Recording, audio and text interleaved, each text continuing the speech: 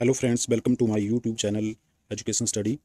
आज की वीडियो में हम डिस्कस करेंगे इकोनॉमिक्स, भारतीय अर्थव्यवस्था, multiple choice question set two, BEd entrance exam देने वाले कैंडिडेट्स और अन्य कॉम्पिटिटिव एग्जाम की तैयारी कर रहे कैंडिडेट्स के लिए ये वाली वीडियो काफ़ी ज़्यादा फायदेमंद होगी। तो वीडियो के साथ अंत तक जुड़े रहें और अगर ये वाली वीडियो आपको पसंद आए तो प्लीज़ चैनल को लाइक, शेयर और सब्सक्राइब करें और साथ में बेल आइकन को जरूर प्रेस कर दें।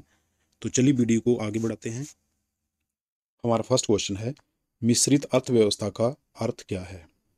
ऑप्शन है सार्वजनिक एवं निजी उद्योगों का सह अस्तित्व, उद्योगों एवं कृषि की एक साथ वृद्धि, शहरी एवं ग्रामीण उद्योगों का सह अस्तित्व या बृहत लघु एवं कुटीर उद्योगों का सह अस्तित्व।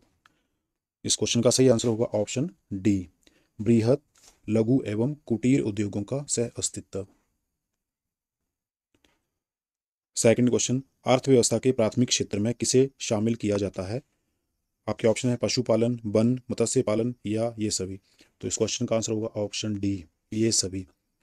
पशुपालन, वन और मत्स्य पालन भी, ये सभी जो हैं अर्थव्यवस्था के प्राथमिक क्षेत्र में शामिल किए जाते हैं। नेक्स्ट क्वेश्चन, अर्थव्यवस्था के द्वितीय क्षेत्र के अंतर्गत किसे शामिल किया जाता है? अब द्वितीय क्षेत्र की बात आ गई है। ऑप्शन है बिजली, गैस, लौह अयस्क या ये सभी। तो इस क्वेश्चन का आंसर भी होगा ऑप्शन डी, ये सभी। बिजली, गैस और लौह अयस्क जो है ये सभी जो हैं अर्थव्यवस्था के द्वितीय क्षेत्र में शामिल किए जाते हैं।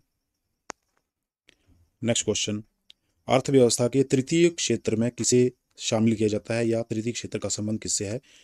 आपके ऑप्शन है परिवहन, व्यापार, डाक सेवा या ये सभी। इस क्वेश्चन का आंसर भी यही होगा ऑप्शन डी, ये सभी जो हैं परिवहन, व्यापार और डाक सेवा, ये अर्थव्यवस्था के तृतीय क्षेत्र में सम्मिलित है। नेक्स्ट क्वेश्चन, सेवा क्षेत्र अर्थव्यवस्था के किस क्षेत्र को कहा जाता है? इस क्वेश्चन का सही आंसर होगा ऑप्शन सी, तृतीय क्षेत्र। नेक्स्ट क्वेश्चन, भारत में सबसे पहले किसने राष्ट्रीय आय का अनुमान लगाया था? ऑप्शन है रमेश दत्त मजूमदार, एस एन बनर्जी, दादा भाई नौरोजी या एम जी रानाडे। तो इस क्वेश्चन का सही आंसर होगा ऑप्शन सी, दादा भाई नौरोजी ने। अगला क्वेश्चन, भारत में राष्ट्रीय आय की गणना का कार्य कौन करता है? ऑप्शन आपके सामने है। तो इस क्वेश्चन का सही आंसर होगा ऑप्शन बी, केंद्रीय सांख्यिकी संगठन, central statical organisation, CSO. Next question, राष्ट्रीय आय की गणना का आधार वर्ष है कौन सा है? इस क्वेश्चन का सही आंसर होगा ऑप्शन सी, 1999, 2000।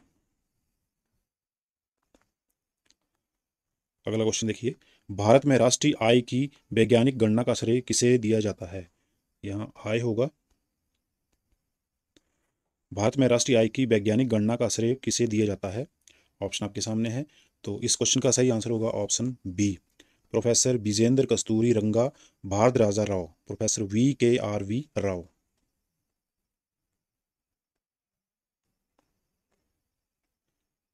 अगला क्वेश्चन देखिए, इंडिया विजन 220 क्या है? ये क्वेश्चन बहुत इंपॉर्टेंट है। तो इस क्वेश्चन का सही आंसर होगा ऑप्शन बी, योजना आयोग द्वारा भारत को 2020 तक विकसित राष्ट्र बनाने के उद्देश्य से तैयार किया गया दृष्टि पत्र। ये था इंडिया विजन 2020। अगला क्वेश्चन देखिए, योजना आयोग के अनुसार ग्रामीण क्षेत्रों में कितनी कैलोरी पोषण प्राप्त न करने वालों को गरीबी रेखा से नीचे माना जाता है? इस क्वेश्चन का सही आंसर होगा ऑप्शन बी, 2400 कैलोरी। ग्रामीण क्षेत्रों में 2400 कैलोरी प्राप्त न करने वालों को गरीबी रेखा से नीचे माना जाता है। अगला क्वेश्चन देखिए, योजना आयोग के अनुसार शहरी क्षेत्रों में कितनी कैलोरी पोषण प्राप्त ना होने वालों को गरीबी रेखा के नीचे माना जाता है? अब शहरी क्षेत्रों की बात आ गई। तो इस क्वेश्चन का सही आंसर होगा ऑप्शन ए, 2100 कैलोरी।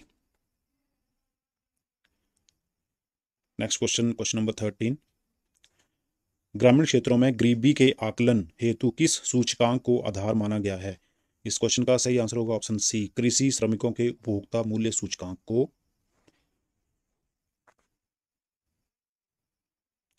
अगला क्वेश्चन, शहरी क्षेत्रों में गरीबी के आकलन हेतु किस सूचकांक को आधार माना जाता है? तो इस क्वेश्चन का सही आंसर होगा ऑप्शन डी, औद्योगिक श्रमिकों के उपभोक्ता मूल्य सूचकांक को। अगला क्वेश्चन, भारत में बेरोजगारी का मुख्य स्वरूप क्या है? ऑप्शन है चक्रीय, संरचनात्मक, ऐच्छिक या कोई नहीं। तो इस क्वेश्चन का सही आंसर होगा ऑप्शन बी, संरचनात्मक। अगला क्वेश्चन, भारत के ग्रामीण क्षेत्रों में पाई जाने वाली बेरोजगारी का मुख्य स्वरूप या कारण क्या है? तो इस क्वेश्चन का सही आंसर होगा प्रच्छन्न बेरोजगारी। प्रच्छन्न बेरोजगारी या इसे छिपी हुई बेरोजगारी भी कहा जाता है। तो यह वह स्थिति है जब एक श्रमिक या मजदूर काम तो कर रहा होता है परंतु उसकी क्षमता का पूरा उपयोग नहीं हो पाता है। ऐसी स्थिति में एक मजदूर किसी खास काम में इसलिए लगा रहता है क्योंकि उसके पास उससे बेहतर काम करने के लिए होता ही नहीं है, या मान लीजिए एक तरफ अपनी मजबूरी के लिए वो उस काम में होता है।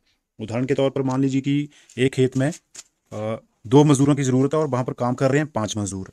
तो अगर वहाँ से उन 3 मजदूरों को हटा भी दिया जाए तो कृषि के उत्पादन में कोई कमी नहीं आएगी। तो इस प्रकार की स्थिति जो होती है इसे कहते हैं प्रच्छन्न बेरोजगारी।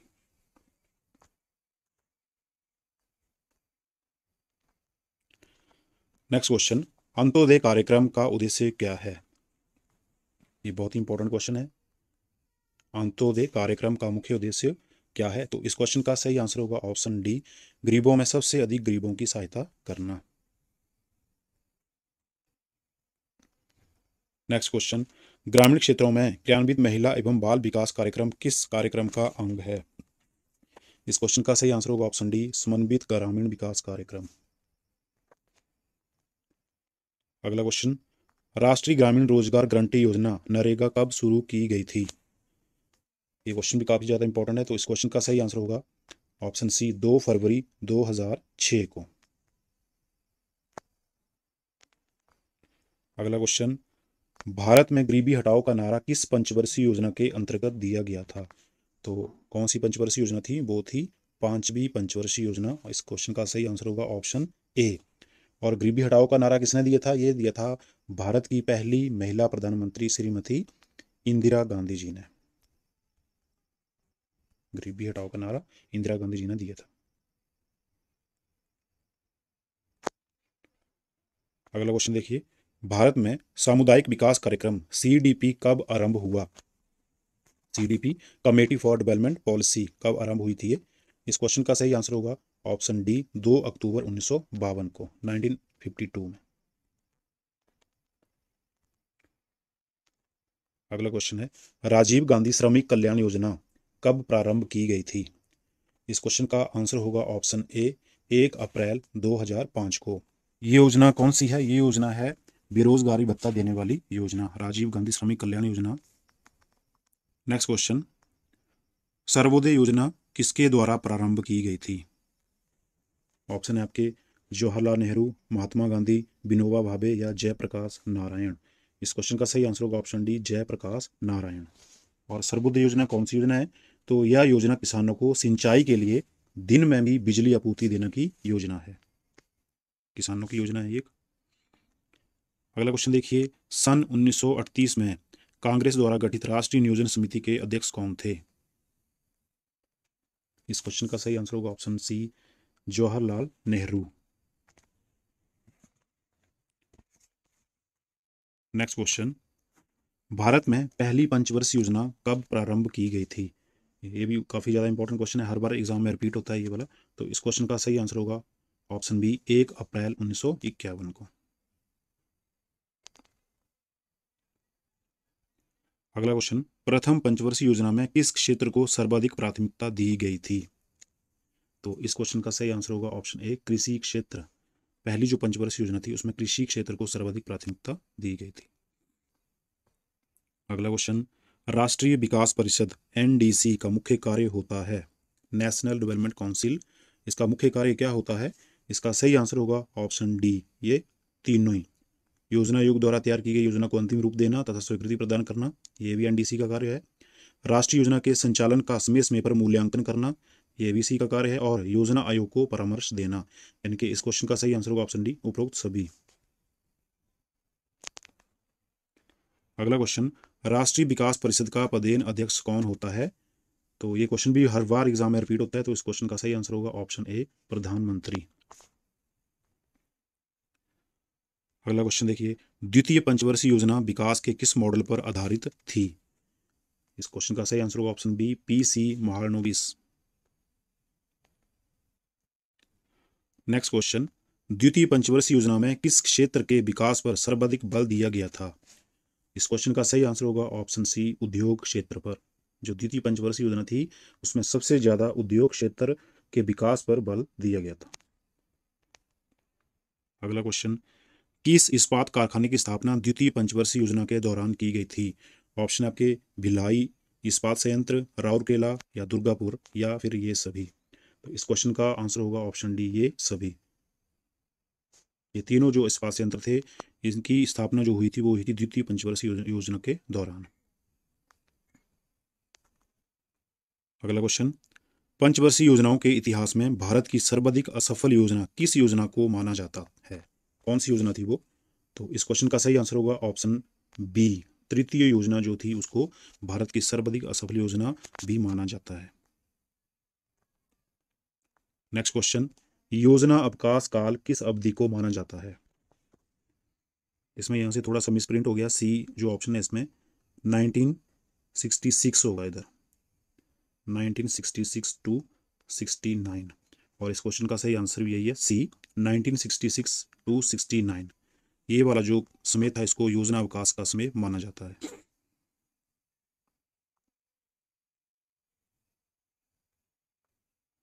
नेक्स्ट क्वेश्चन, किस योजना के दौरान भारत में हरित क्रांति का आगमन हुआ था?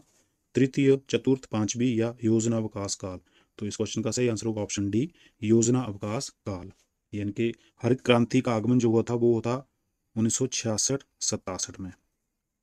तो इस क्वेश्चन का सही आंसर होगा योजना अवकाश काल। योजना अवकाश काल भी यही था, 1966 टू 69 वाला काल जो था वो योजना अवकाश काल था। तो ये हुआ था हरित क्रांति का आगमन योजना अवकाश काल में।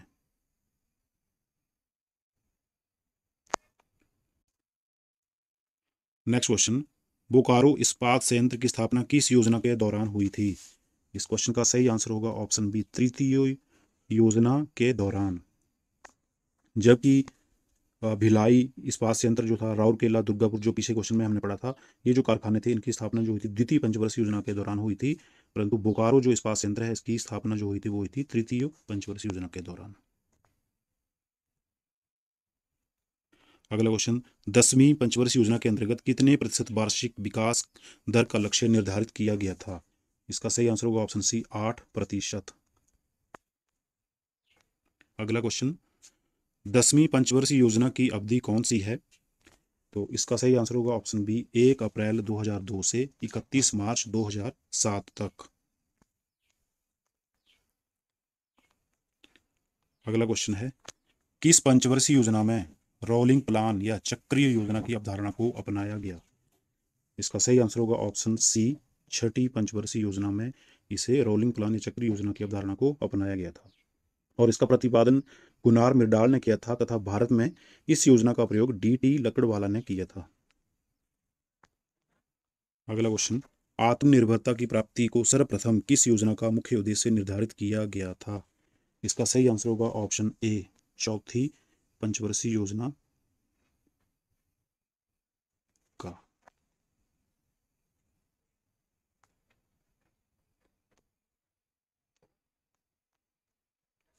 अगला क्वेश्चन देखिए, ट्राइसेम कार्यक्रम किससे संबंधित है? ऑप्शन है स्वरोजगार हेतु शहरी युवकों से, स्वरोजगार हेतु ग्रामीण युवकों से, रोजगार हेतु शहरी युवकों से या रोजगार हेतु ग्रामीण युवकों से। इस क्वेश्चन का सही आंसर होगा ऑप्शन बी, स्वरोजगार हेतु ग्रामीण युवकों से। नेक्स्ट क्वेश्चन, क्वेश्चन नंबर 42, प्रत्यक्ष कर क्या है? ऑप्शन आपके आय कर, संपत्ति कर, उपहार कर या सभी। इसका सही आंसर होगा ऑप्शन डी, सभी। ये सभी जो हैं, आय कर, संपत्ति कर, उपहार कर, ये सभी प्रत्यक्ष कर हैं। टैक्स से रिलेटेड मैंने एक वीडियो पहले भी बनाई हुई है, अगर आपने वो वीडियो नहीं देखी तो आप मेरे चैनल में जाकर उस वीडियो को देख सकते हैं।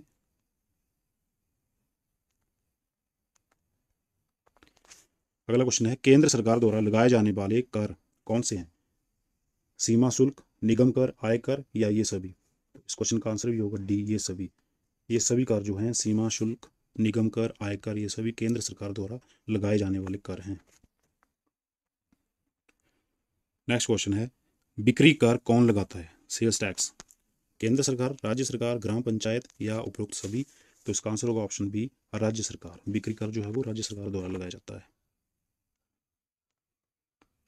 नेक्स्ट क्वेश्चन, अप्रत्यक्ष कर कौन से हैं?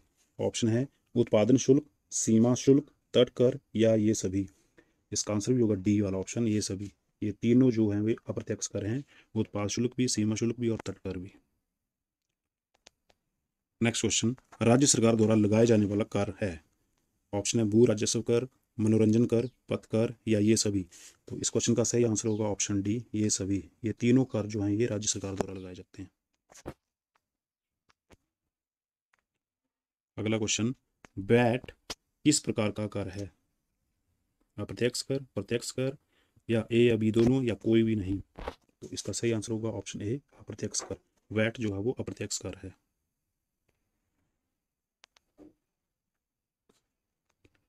अगला क्वेश्चन, भारत में वैट कब लागू हुआ था?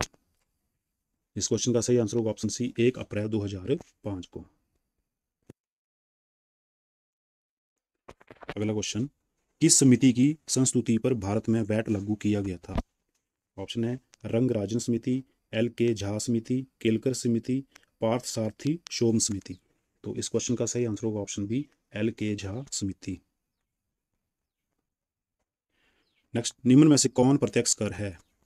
निगम कर, तट कर, सेवा कर या विज्ञापन कर? इसका सही आंसर होगा ऑप्शन ए, निगम कर जो है एक प्रत्यक्ष कर है। नेक्स्ट क्वेश्चन, 15वें वित्त आयोग के अध्यक्ष कौन हैं? ऑप्शन है एन के सिंह, के सी पंत, सी रंगराजन, एन के पी सालवे। तो इसका सही आंसर होगा ऑप्शन ए, एन के सिंह, जो 15वें वित्त आयोग के नए अध्यक्ष बने हैं, एन के सिंह। अगला क्वेश्चन, भारतीय वित्त आयोग की स्थापना कब हुई थी? इस क्वेश्चन का सही आंसर होगा ऑप्शन बी, 22 नवंबर 1951 को। अगला क्वेश्चन देखिए, भारतीयों द्वारा सीमित देयताओं वाला संचालित पहला बैंक था, कौन सा था?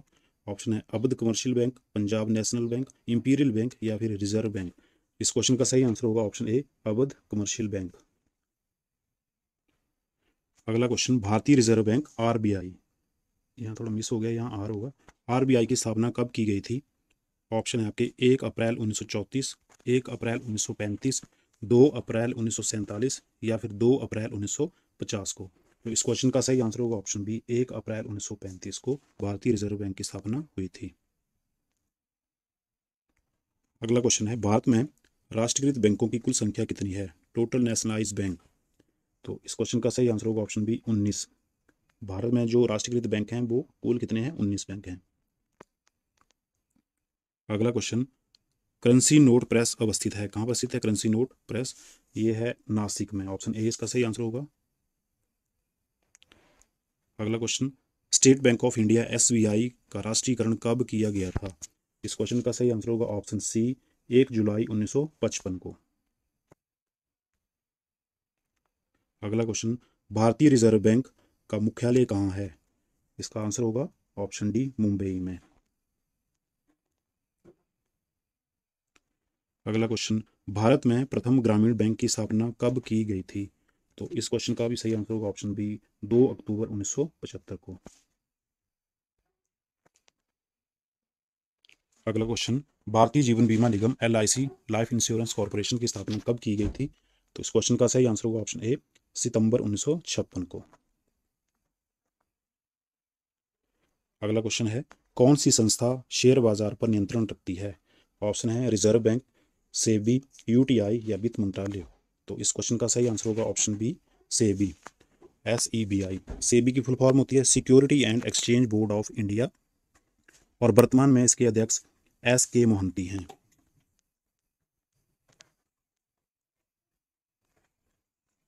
अगला क्वेश्चन है, मुंबई स्टॉक एक्सचेंज का सूचकांक क्या है? तो इस क्वेश्चन का सही आंसर होगा ऑप्शन ए, सेंसेक्स।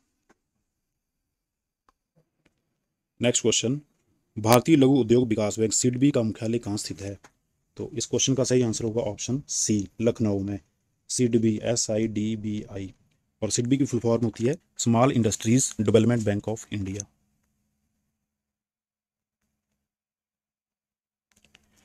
हमारा नेक्स्ट और लास्ट क्वेश्चन, नरसिंहम समिति किससे संबंधित है?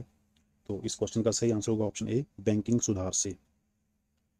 इसी के साथ हमारा आज का ये इकोनॉमिक्स सेट 2 का सेशन यहीं समाप्त होता है। आई होप कि आप सभी को वीडियो पसंद आई होगी। तो अगली वीडियो के साथ फिर मिलेंगे, तब तक के लिए जय हिंद।